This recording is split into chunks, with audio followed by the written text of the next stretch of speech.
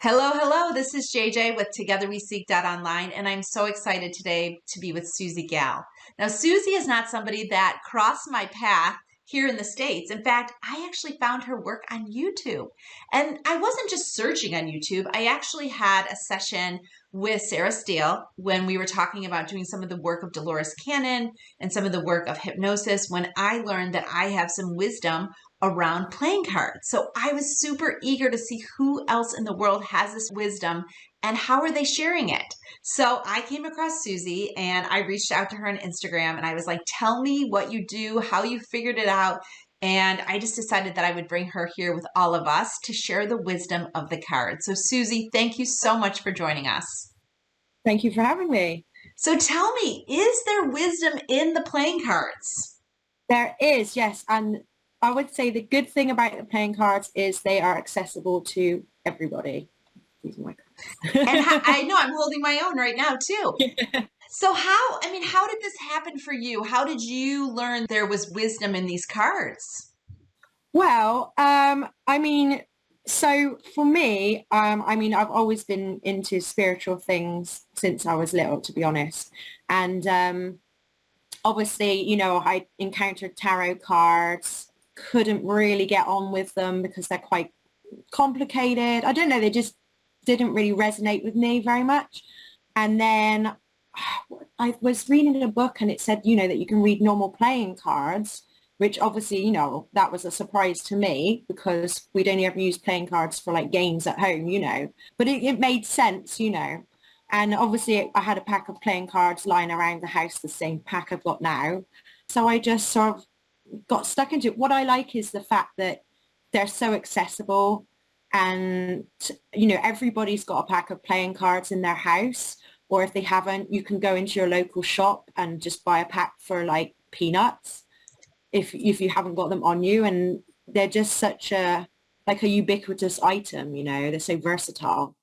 So that's what really drew me to them. That's amazing. So you read about it and then did you just start working with them right away, or did it come back to you several times before you started actually sitting down with them? Well, one of my first books I bought on sort of like magic and things like that was called Natural Magic. That was the first book I bought, and it said about it in there about how to read playing cards. So basically I just started from there, and then I found a couple more books sort of in the library, and they all sort of gave slightly different meanings, but there was some coherence there. So I just basically took the bits that resonated with me and created my own kind of meanings for them and my own system that works for me, really. And how long have you been using the cards now? So that started when I was about 13. So it's about 25 years ago. Really? Just under 25 years ago, yeah. So 13 is a big deal. I mean, that's an age that, a lot of kids are not reading magic books in the sense of like cards. Yeah. They might be trying to, create a rabbit or doing something outside with their friends. But it seems to me at that early age, like your soul came with such wisdom that you couldn't even deny it. Well, I was a weird kid to start with. And I did used to get told off in class for reading non-fiction books on like folk magic and things like that, which is not really what you're supposed to be reading in English at 13 years old. And yeah, I've always been, into that sort of thing. I was always the weird kid at school who, was always wanting to do seances and ghost hunting and all that sort of thing. So I guess it's just, and I've always been like that since I was like, 4 or 5 years old. I was interested in ghosts and UFOs and, Bigfoot and all these kind of things. So, and like, yeah, it's just always been there. It's just that's amazing. There's different spiritual places in the United States. And my mom took me to Lilydale when I was young. And I didn't really know why I was going there, but she would take me at 12 and 14 and 16 and 18. And it really is a community of mediums. And I would just go and tag along with her. My aunts would go sometimes. It was kind of like their outing.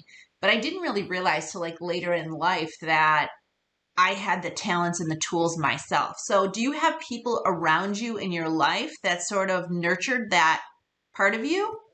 I wish I could say yes, but no, my family are not spiritual in any way, shape or form. They're not religious. I was never baptized or anything like that. My dad, he thinks all religion is rubbish.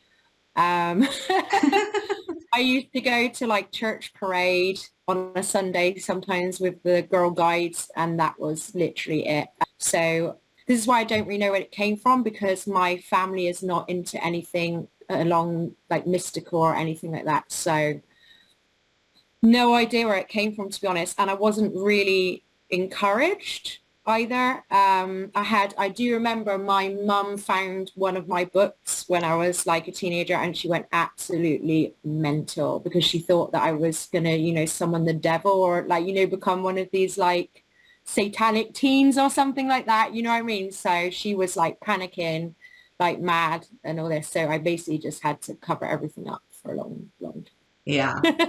And one of our first podcasts is like how, and it's totally the opposite. Caitlin, she joined us and she said her family was incredibly religious, and like she's trying to maneuver like a family that just does not have any tolerance for any spiritual seeking whatsoever. So it's kind of interesting, the different women in their paths. But I do think I'm a believer that you do pick your parents, at least one of them, and they teach you one of your biggest life lessons. So there must be a reason. There must be a reason. And maybe, you know, maybe it could be something along the lines where maybe before you couldn't do it at all. And, you know, this lifetime you were going to make it matter, you know, heck or high water, you were going to make it happen. So tell us a little bit about the cards, because I've watched your videos on YouTube. You have a couple videos on YouTube teaching people how to use the cards, but I know you have so much wisdom. So, I mean, when you think about the cards, do you usually, I notice on the video you do a 3-card pull. Is that normal for you? Is 3-card pull your general process? Yeah, I mean, so usually, so a lot of the time I'm just, with my day-to-day life, I want to just know what's going to happen like this week or in the day or something like that. So it'd be like, you know, before I'm going to work, just, and for me doing, well, first of all, the 3 cards was the easiest way to teach people on the video without getting into complex, you know, layouts and all that sort of thing, just because that's like the most basic spread really. So that's why I use it in the videos, because I didn't want to, you know, overwhelm people. But also because that is what I use the most frequently, just for like a quick sort of snapshot of like the day or the week ahead, or a quick answer to something, because I don't usually have a lot of time to just sit down and really do like an in-depth spread for myself. If I need like the answer to a specific question or like a more in-depth scenario, I'll do like a 9-card spread or like a cross spread, which I am intending to cover in my final video in the series, which has been a long time coming, but that is going to be the final video, is the different spreads.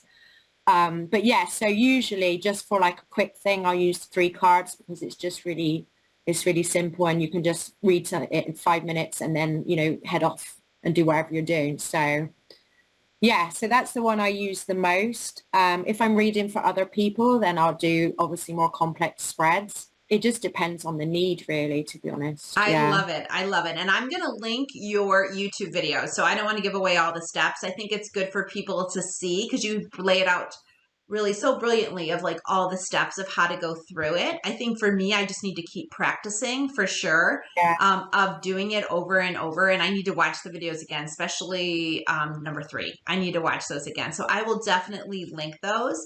But I think what I just wanted to share really with all of our listeners is that there's wisdom all around us, whether it's in the cards, whether it's in nature, whether it's in the tarot, or just in our everyday living and things that come through us.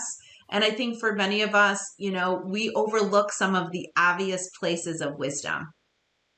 Definitely. I mean, one of the, like I said, the first book that I bought, that Natural Magic book, it was a lot of folk magic from the British Isles. And it really sort of a lot of things, everyday objects around you. It was just looking at the folklore associated with things around you, like the meanings of like omens, like birds, different birds flying, you know, and like you can read into that, and shapes in clouds, and what the meanings of different like plants are and things like this. So it's all just things that are all around us that we don't even notice. And like with playing cards, like I said, everybody's got them. You don't have to go out and buy like a fancy tarot deck or like an oracle deck. And I like to use in my sort of everyday, the things I do, I don't like to use fancy like objects or fancy tools, anything like that. I try to just use like the most, I wouldn't say basic, but the most natural materials possible, and just like the most traditional way, really. Because I think, in the past, like my ancestors wouldn't have had access to like funky crystals and, all this kind of stuff. So you don't need it to be able to do like any kind of magic or spiritual practice. Really, you don't need I anything love fancy. that because people are in different parts of their lives. And I think some people feel stuck or they feel like, gosh, and I can't do it until this happens. But in reality, what you're saying is you can learn the cards. You can learn the wisdom that comes through nature or even the wisdom that comes through numerology. Yeah, exactly. You don't need anything to do that. It's just using what's around you, really. So that's one of the things, that drew me to the cards, is because, like I said, it's their everyday nature. And the other thing I wanted to touch on, because you asked me about what drew me to them. So I did try to work with tarot cards for a while, because, so everyone says like, oh, you got to learn to read tarot cards, blah, blah, blah, and all this. But I found that I couldn't really get on with them because, first of all, they're harder to shuffle, and I've only got small hands from a practical point of view. But secondly, I found like I've had a lot of tarot readings over the years, and I don't know if it's just the ones I've had or if it's just a general thing, but I found with the tarot, a lot of the readings you get are very, and I said about this in my video, a lot of the readings are very much on like a spiritual plane. I found they tended to be quite vague and talk in terms of like spiritual growth and things like that. Whereas I was going to a reader sometimes because I wanted to know, what's going to happen on my holiday, what's going to happen in my relationship, what's going to happen in my job, like the real practical, down-to-earth questions. And I wasn't getting those answers. I was getting, like very mystical answers that didn't say to me, yeah, but am I going to get a pay rise next month, And with the playing cards, the answers they give you are very down-to-earth and real world. You can read spiritual answers into them, but the thing that really attracted me to all the systems I read is that they're very plain and easy to understand and down to earth in the meanings. So, they will literally say like a pipe is going to burst in your bathroom, or, you're going to get a promotion at work next week. Or so it's like, for me, that's more useful in terms of my life. Other people might find it more useful to have the spiritual insights, but in where I'm in my life, I just want to know like everyday answers, basically. That is so amazing. And I just love your aura because you're just so grounded. I feel like you really are just like, I'm here, this is who I am, and this is how I want to live my life. And it seems like your choices sort of align to the practicality of living. Yeah, I'm very practical. Yeah, I think you have to be, because I read a story once, or an analogy, I don't know what you call it, and it said like, if you're, performing magic or any kind of spiritual practice, and you can't focus on your spiritual growth if you don't have your physical life in order first. It's like that pyramid of needs. You've got to have your basic needs of like shelter, income, met, food. Yeah. And then you have the social needs of like your relationships with your friends and family and loved ones. They need to be in order. And then once you've got all that in order, then you can focus on your spiritual life. I agree. I agree. And I feel like some of my spiritual seeking has been to clean my container out. Like the stories, the things that are holding me back, the way I talk to myself, whatever it is. I feel like so many of us, we just hold so much energy in our body, which I call often a container of our soul. And if you have too much energy in there, you can't really shine your light. Yeah, definitely. You've got to clear out all the problems and the gunk before you can grow spiritually, I think, I love that. Well, thank you so much. We'll definitely put your links in the information. And I know that you just joined TogetherWeSeek.Online. So hopefully you'll just put your links to your, using everything. And yeah, put your links to Instagram, and then I'll put your links in the videos to YouTube, because and I'll probably even post one tonight, like, thanks for your time. And I'll post one of your videos in there, because I feel like it's just, to me, it's just uncovering everyday wisdom and giving women the power to drive or lead or uncover what is already there. Yeah. And that was the other thing actually I wanted to mention, which I think is quite important, is that a lot of people have this conception that you have to be like psychic or something to be able to read the future and to be able to read, you know, the tarot cards or the playing cards. But I don't know about tarot, but with playing cards, you really don't. It's literally like reading a book. Like each card has a meaning and you're just putting the meanings together, you know? And obviously there is intuition involved in like how it flows together, but it's just a case of trusting your gut in what you're reading. So a lot of people, like I've had people comment on my videos saying, you know, do you need to have like psychic abilities and all this kind of thing in order to be successful with reading playing cards? But you don't, you just need to practice.